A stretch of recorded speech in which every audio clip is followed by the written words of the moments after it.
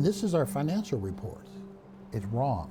Do not let the binders of paperwork, the color-coded spreadsheets, or the math fool you. Month after month, year after year, I got 4 of them. Tim Mullican is the first to admit he is not an accountant. How about this one?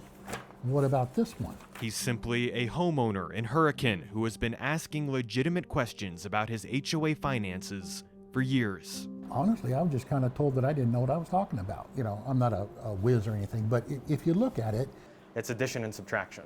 Correct. Just quick math, you can tell how much money was supposed to be coming in. The Lava Bluff HOA calls itself a planned community. You know, we came here because it was a 55-plus community, fell in love with it, and we decided to move here. But nobody planned for what happened to the money. Tim started realizing it was missing in 2018, but says he could never get answers from the HOA board. If at any point someone gave you a legitimate explanation, you probably would have dropped it, right? Yes, sir. I was stunned. I had suspicions. I didn't have proof like Tim has now, but I had suspicions that something was going on with the money. My wife worked for a bank before, so it sounded really fishy to me.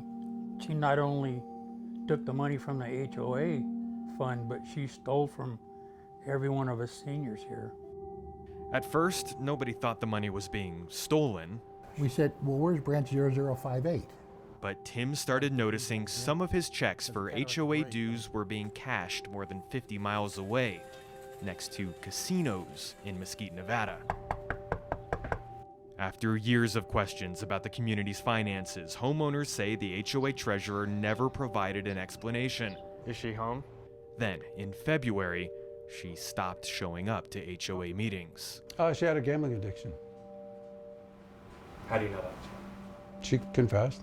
And since then, I haven't seen her. I have not seen her since. Brian Fast took over as HOA treasurer, and the board placed a lien on the former treasurer's house, which is now for sale. He says she admitted to stealing $159,000, but he was not very confident that number was accurate. That was a piece of paper she handed us, said, I think this is how much I took. So the only way to accumulate that much debt would be to not pay your dues for more than 22 years. Yes. When we tried to speak with her, I just wanted to give you the opportunity to address. She hung up. According to a forensic audit conducted by a CPA firm in St. George, they believe she transferred nearly $250,000 into her personal and gambling accounts. So that year, there's more than $49,000 unaccounted for. Yes. At first, I was bewildered. Then I was sad. I was really sad for her. I'm just very disappointed in her. I wouldn't have imagined that she would do something like this.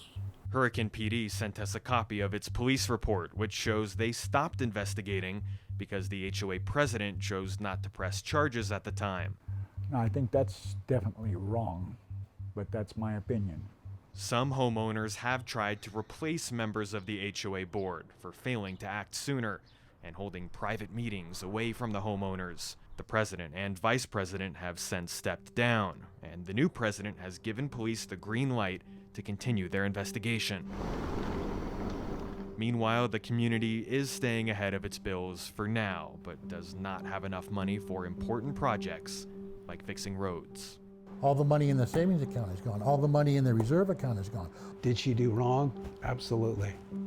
Should she be punished for that? Absolutely. Will she go to jail? That's not for me to decide.